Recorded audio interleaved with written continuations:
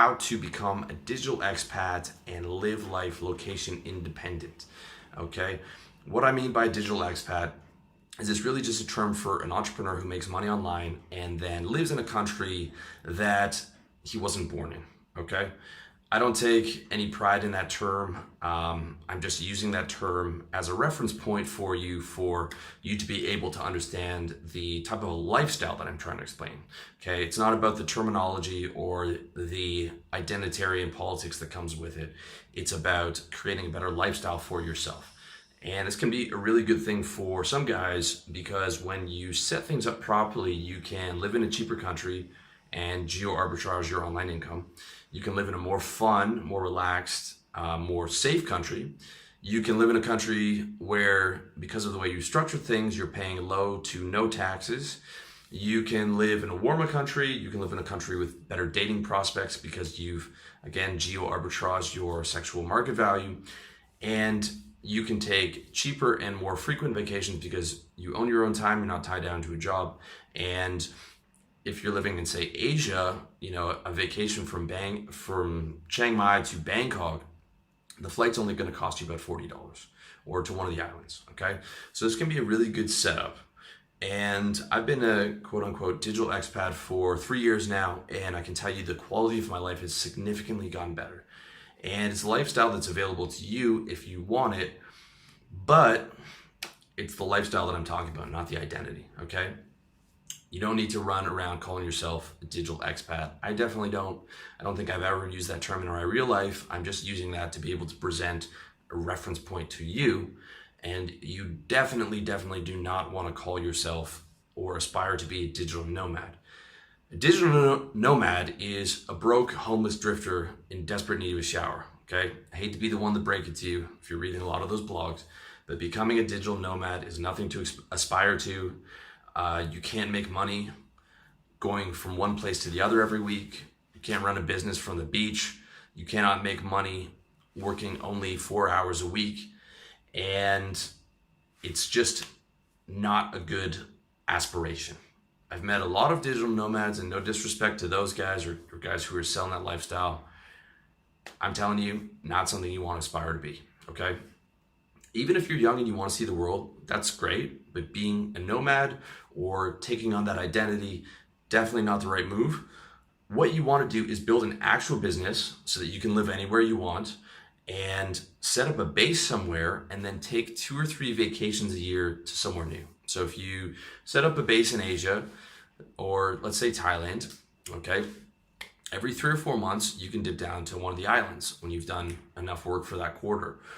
Or you can go over to Bangkok, or you can go next door to Vietnam or to Laos or to the Philippines and take a really cheap flight and stay in a nice hotel and not pay a whole lot of money doing it, all right? But you have a base, you have a home, you have your routine set up, you have actual plates and cutlery in your house. You're not running around trying to find where to get a hot shower or where you can go to the bathroom. I mean, this is a mess trying to live like that, okay? It's unacceptable, all right? And you don't have to move back home, okay? There's a ton of guys that come out here to test out being the digital nomad, and they go wild with the drinking and girls. They spend all their money, and then it's back to mom's basement again and getting a job and saving money again and starting from scratch. Not what you want to do, okay? So there's really a couple reasons why you don't want to be a digital nomad. The first is the more that you travel, the more things can go wrong. I'm talking about, you're dealing with visa situation, which is constantly changing, at least in Asia. You're dealing with immigration. So where if you didn't have the exact right form, even though you filled out the form that was on the website, it was a different form that day, the border guard or whoever says you can't go back into that country. And now your whole year's messed up, right? Because you've been bouncing around everywhere. The more you travel, the more things that go wrong. I'm telling you, I'm the most meticulous planner, but there's no time where I'm going to another country where there hasn't been some type of a problem. Traveling is uncomfortable, unfun, and stressful. Traveling is right up there with moving for me as one of my least favorite things to do. I hate being on the plane for a long time. I hate being surrounded by strangers and their kids that are crying. I hate going through airport security. Probably one of my top 5 least favorite things to do in the world. I hate traveling as I want to travel as little as humanly possible. Okay, outside of being able to enjoy and go on a vacation, but if I'm going somewhere, I want to stay there for a while, so I don't have to go through all the hoops of staying there for 1 week, and then it's like I'm back on the plane again. All right. Traveling costs money, from hotels to plane rides to cab rides to figuring out where the food is. All the money that you're saving in taxes and living costs, if you're actively traveling, you can easily burn through whatever you're saving and be spending the same amount of money you would be spending in a Western country, paying taxes and paying a much higher cost of living. Constant travel will mess up your routine, your health, fitness, and peace of mind.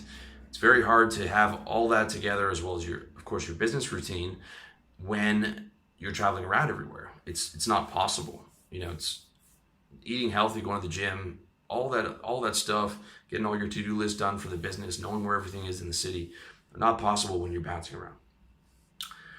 You cannot build a business without a base and without a routine. That's a fact.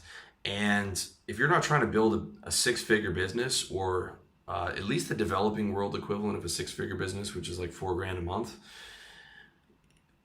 there's no point being in business, man. Like you have to aim to be the top 10% wherever you're living, or there's just no point going through the extra stress and all the stuff you have to do for business. I mean, you have to be in it to win it. You have to be in it to be building something that's going to be great. And you can't do that without a solid base, without a solid routine, without grinding every day, without waking up early. It's just not possible, okay? And lastly, being a nomad and having a bunch of stamps on your passport is nothing to be proud of, okay? I call it, this is the new materialism. Or I did a video about how to become a minimalist. And a lot of guys have caught on to that idea, and they're not buying the expensive cars and suits and all that stuff, and they see through it. But they take that status game and they move it over to buying experiences. And I've seen guys like comparing each other's, the amount of stamps they have in their passport. And again, you've just traded one thing for the other. Or you've traded the identity of salesman for digital nomad, or for yoga guy, or for vegan or bodybuilder, or any of these things. When in reality, none of those things are anything to aspire to. It's all about creating a lifestyle where you're happy, okay? That's what it's about, right? Even the term digital expat is not an identity to aspire to. It's just about creating a better lifestyle for yourself, okay? In reality, you're just an entrepreneur who moved somewhere else to take advantage of better economic conditions, better weather, better dating opportunities, and just a better lifestyle. That's it, okay? But living abroad can be a really good thing. Like, my lifestyle got significantly better, and I basically want to break down how to do that, how to become quote unquote digital expat. So you're setting up a base where you're taking a few vacations a year, and the first thing you need to get through is that it's a permanent move, okay? Not I'm going to Thailand to try this thing out and to start a drop shipping business, and hopefully that'll work out and hopefully my money will last. Okay, with that mentality, you're going home. I can't count the amount of kids that I've seen. They're here for 2-3 months and they've gone home, to the point where I don't even associate with anybody in that lifestyle or anyone who's going to the digital nomad things, because they're going to be here a couple months. They're either going to bounce around somewhere else or a couple other places, and 99% of them are going to end up going home because they're not serious. And I don't think these kids even know what serious is, unfortunately. And they're taking in a lot of wrong information online, and it's really unfortunate. Okay, so I want to start this off to caution you, okay? You need to have proven discipline before you come out here, okay? I'm talking about, you're the guy who's going to the gym consistently, you are doing your daily tasks consistently, you've got your wonder list set up for all your tasks, you've been grinding on your business consistently for a couple years, you've been saving consistently for a couple years, you've been staying on budget consistently for a couple years, and you're not taking money from your parents. You're an independent man, you're self-sufficient, you're consistent, you're solid, you're disciplined. This is what you need to be, okay? Because it's a big move. Thailand or wherever, you see pictures of the beaches, you see guys living it up. I'm telling you, it's not as pretty as it looks. It is a serious move, and you need to be a serious guy to be able to make that move. Okay. So here's what you're gonna expect when you're moving to somewhere like, let's say, Asia, for example. Okay, you're cutting off your social circle and your family.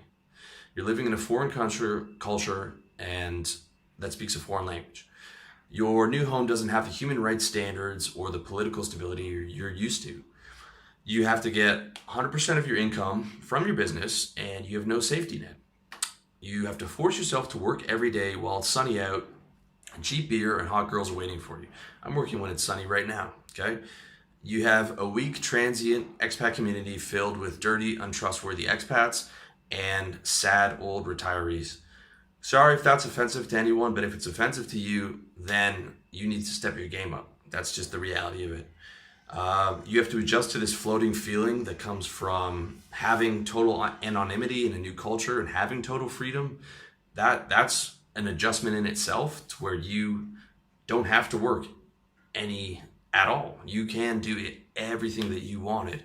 You know, most of your life you've been in school and work, or if you had a business back home, you were tied to it. You know, maybe you were tied to selling real estate and you had to meet clients. When you're making money online and you're living in a foreign country and no one knows you, you can do whatever you want. And you have this weird sense of like floating feeling and this total freedom that it actually is an adjustment. Okay. If you're living in Asia, the driving is very dangerous. Every week I see some guy with his arm in a cast, and I know that he fell off his motorbike. You've got a strong police presence, and again, human rights is a different story over here. That they, you know, it's not to be messed with. You have to be a good boy. I'm talking no drugs, no fighting, no stupid shit.